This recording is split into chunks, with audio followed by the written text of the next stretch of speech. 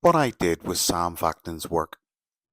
Everything I have written through MPIT begins with the foundation Sam Vaknin built.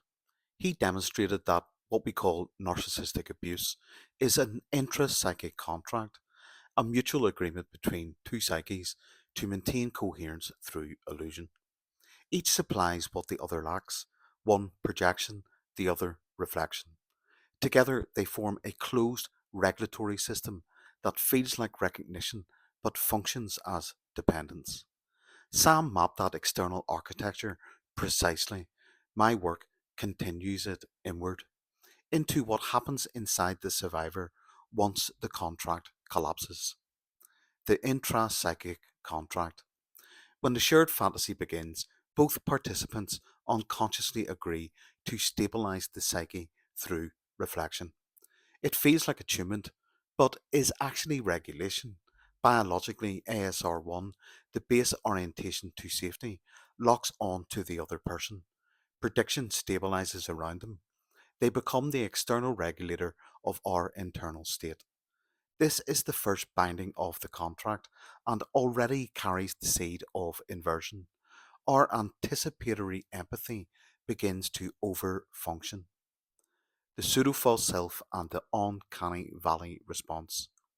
During idealization, the nervous system detects subtle inconsistency, what Sam Vaknin names the uncanny valley reaction. We sense that authenticity is simulated. To bridge that perceptual gap, the psyche constructs a pseudo-false self, an adaptive casing able to tolerate the mismatch between real and simulated presence. This occurs before collapse. It is the survivor's first inversion, an act of survival intelligence designed to maintain proximity while protecting coherence. Here, ASR2, the anticipatory layer, begins to overactivate, predicting rupture long before it arrives. This chronic anticipation will drive the later collapse. Orbital collapse and the Hall of Mirrors.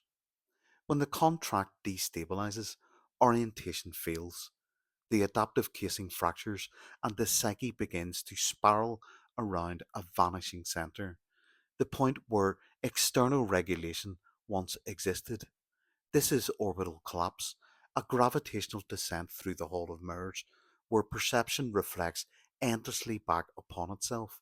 Time distorts, thought becomes circular, emotional gravity increases. The ASR complex now cascades.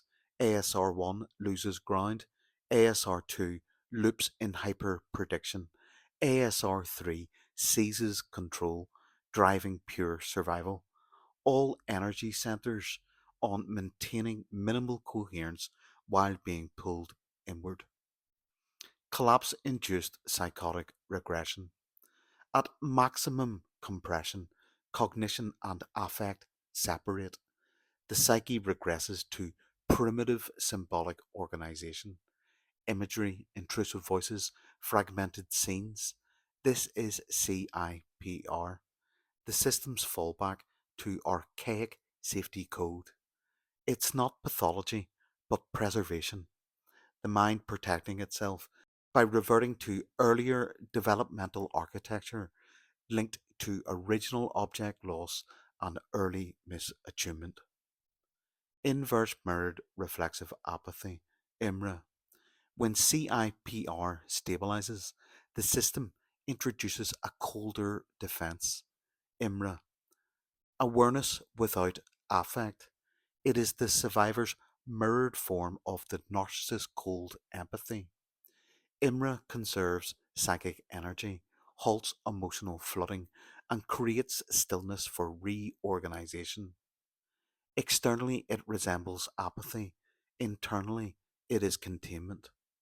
Inverse mirrored reflexive apathy is the hinge between disintegration and reconstruction. Reflexive mirrored psychic inversion, RMPI. As the system rebuilds, the psyche imitates the very structure that destroyed it. Control, analysis, suppression appear, not as pathology, but as temporary scaffolding.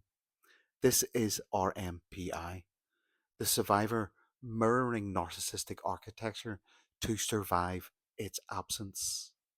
The imitation provides a bridge back towards autonomy and dissolves once the organizing gate reopens. RMPI ends at the gate. It is a means, not a state. The organizing gate. Gradually, the gravitational pull weakens.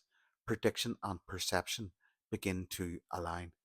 Awareness moves through the organizing gate where affect, body, and cognition resynchronize. ASR3 recedes, ASR2 recalibrates, ASR1 re anchors in present time. The psyche exits the orbit of absence and re enters authorship. The gate may reopen under future stress, but each passage strengthens vertical coherence. Reintegration. Reintegration is not transcendence, but recalibration. The system no longer depends on external reflection, it regulates from within.